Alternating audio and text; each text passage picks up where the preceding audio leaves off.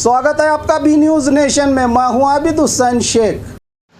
आज राज्य में 4,225 कोरोना के नए मामले। अब कुल राज्य में कोरोना पीड़ितों की तादाद पहुंची है 9,97,004 को।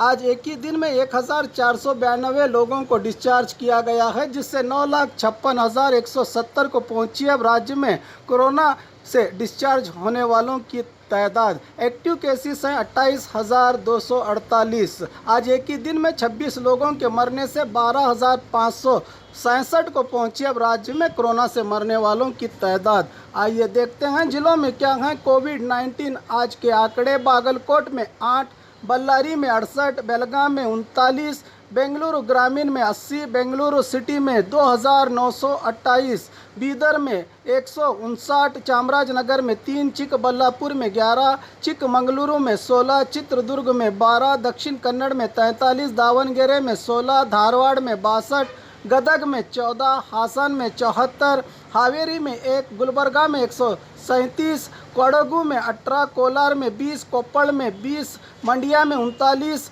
मैसूरू में 142, रायचूरू में 22, रामनगर में 6, शिवमोगा में 31, तुमकुरू में 138, उडुपी में 56, उत्तर कन्नड़ में 37, बीजापुर में 15, यादगिरी में 10 कोरोना के पॉजिटिव मामले आज राज्य में सामने आए हैं। बात बीजापुर की, आज 15 नए कोरोना के मामले।